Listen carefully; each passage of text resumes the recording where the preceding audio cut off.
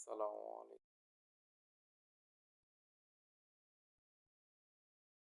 আমি মোহাম্মদ তারেক হাসান। আপনাদের সবাইকে অভিনন্দন জানাইতেছি। এখন বক্তব্য দিব বর্তমান রাজনৈতিক প্রেক্ষাপট নিয়ে। বর্তমান যে পরিস্থিতি, এই পরিস্থিতিতে বাংলাদেশের সমস্ত রাজনৈতিক দলের একান্ত দায়িত্ব হয়ে দাঁড়িয়েছে একটি জাতীয় সরকার গঠন করা, এবং এই জাতীয় সরকার প্রধান হবে, অর্থাৎ প্রধানমন্ত্রী হবেন বা প্রধানমন্ত্রী হওয়া উচিত বিএনপির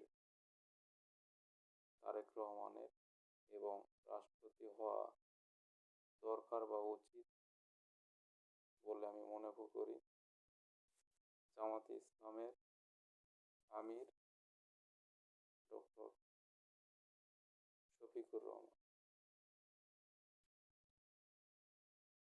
এরপরেই যে গুরুত্বপূর্ণ মন্ত্রণালয়গুলা আছে, এর মধ্যে একটি মন্ত্রণালয় হলো স্বরাষ্ট্র মন্ত্রণালয়। এই মন্ত্রণালয়টি এমন একজনকে দেওয়া দরকার যে অল্প কিছুদিনের মধ্যে বাংলাদেশের শান্তি শৃঙ্খলার সাথে সাথে 1500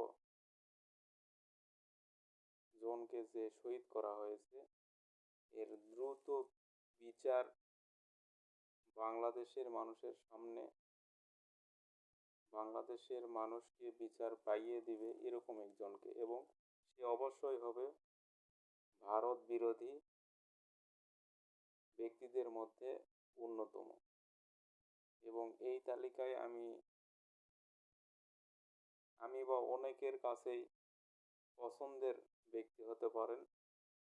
আমার কাছে সম্ভাব্য ব্যক্তি দুইজন। প্রথম যার কথা বলবো, হয়তোবা অনেকেই এইটাতে অবাক হইতে পারেন, সেটা হলো রাকসুর জিএস আম্মার। এবং দ্বিতীয় যেই ব্যক্তি, সেটা হলো এনসিপি থেকে হাসনাত আবদুল্লাহ। আর আরেকটি কথা আমি বলে রাখি, যে স্বরাষ্ট্র মন্ত্রণালয়, এই মন্ত্রণালয়ের দায়িত্বে, যেহেতু এটা হবে একটা জাতীয় সরকার, এবং এই জাতীয় সরকার অবশ্যই ভারত কোনোভাবেই গ্রহণ করবে না। ভারত মুক্ত একটি সরকার বাংলাদেশের, এবং এই সরকার যদি 5 বছর তাদের ক্ষমতাকে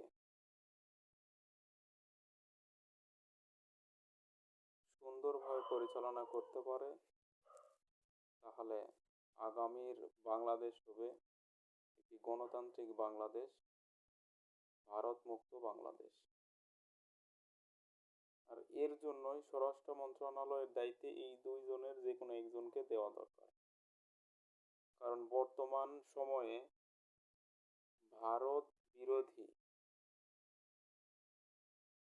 ব্যক্তিদের মধ্যে এই দুইজনই আমার কাছে মনে হয় সবচেয়ে গ্রহণযোগ্য। যদিও আম্মার জাতীয় সংসদ নির্বাচনে অংশগ্রহণ করেনি, তারপরেও বাংলাদেশের সংবিধান অনুযায়ী তাকে স্বরাষ্ট্র মন্ত্রণালয়ের দায়িত্ব দেওয়া পসিবল। যদি আম্মারকে দেওয়া হয় স্বরাষ্ট্র মন্ত্রণালয়, হাসনাতকে দেওয়া দরকার প্রতিরক্ষা মন্ত্রণালয়।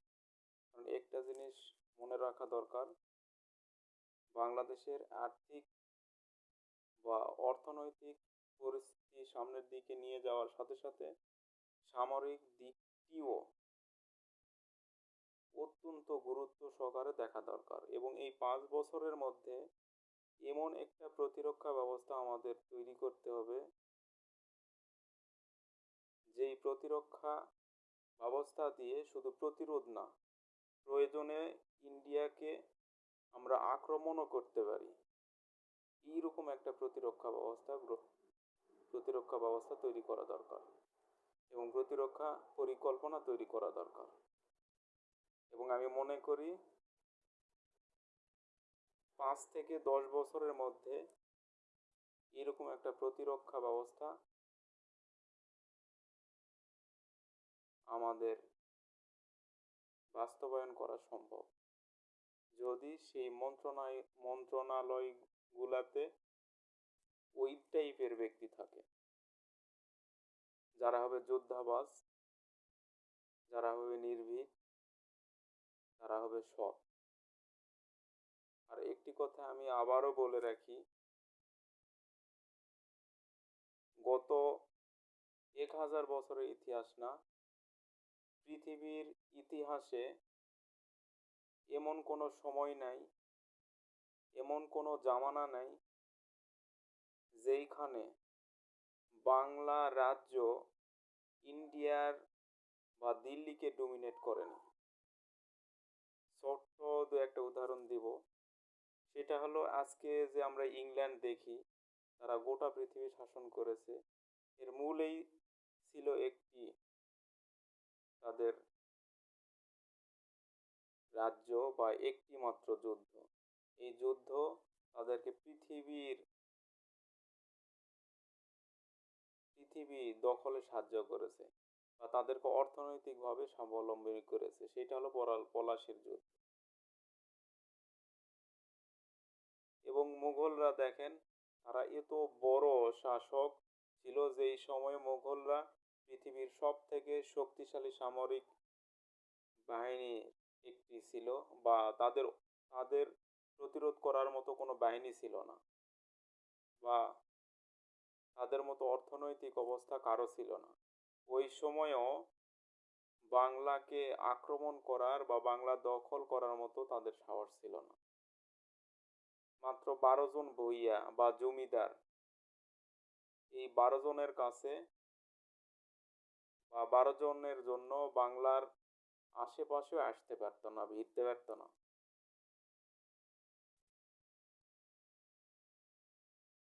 এবং মহাবীর আলেকজান্ডারের কথা আমরা সবাই জানি, যে গোটা পৃথিবীর মালিক ছিল, গোটা পৃথিবীর বাদশা ছিল। উনিও কিন্তু বাংলাতে এসে বাংলাকে জয় করতে পারেন নাই। চিঙ্গিস খানের মতো শাসক, যে মধ্যপ্রাচ্য পর্যন্ত পৌঁছে গেছে, কিন্তু চায়নার পরে বাংলাতে ঢোকার মতো তার সাহস ছিল না। কারণ বাংলাদেশের ভৌগোলিক অবস্থা এমন একটা ভৌগোলিক অবস্থা, যেটা যে কোনো যুদ্ধের পরিস্থিতিকে বাঙালিদের জন্য সহায়ক। আর এই কারণে কেউ এইখানে টিকতে পারে না, বা টিকতে পারেনি, বা অতীতেও টিকতে পারবেও না। ইন্ডিয়াও ঠিক ওই রকমই। বাংলাদেশে কোনোদিনই যুদ্ধ করে এখানে ভালো ফল পাইতে পারে না বা পাবে না। যদি পাইতো, হায়দ্রাবাদ দখল করতে লাগছে মাত্র 47-এর পরে কয় বছর, কিন্তু বাংলাদেশ স্বাধীন হয়েছে প্রায় 60 বছর হইতেছে। 1971 সালেই বাংলাদেশ দখল করে নিত। এই বাংলাদেশের মধ্যে ইন্ডিয়ান কত সৈন্য ছিল, কিন্তু তাদের মধ্যে এইটুক ভয় ছিল যে জাতিগতভাবে বাঙালি একটা মাতাল জাতি, বাঙালি একটা পাগল জাতি। এরা দেশের জন্য, মাটির জন্য, মাতৃকার জন্য যে কোনো কিছু করতে প্রস্তুত। এর জন্য বাংলাদেশের জাতীয় সরকার গঠন করা দরকার, এবং এই স্বরাষ্ট্র এবং প্রতিরক্ষা মন্ত্রণালয়, এই দুইটাতে এমন এক ব্যক্তিকে আনা দরকার, যারা স্বপ্ন দেখবে ইন্ডিয়াকে দখল করার, যারা স্বপ্ন দেখবে আবার পূর্বের বাংলাকে পূর্বের ম্যাপে আনার, যারা আবার স্বপ্ন দেখবে পৃথিবীর বুকে এক সামরিক, এক যোদ্ধাবাদ জাতি হিসেবে নিজেদেরকে প্রমাণ করার। এই বলে আমি আমার বক্তব্য শেষ করছি।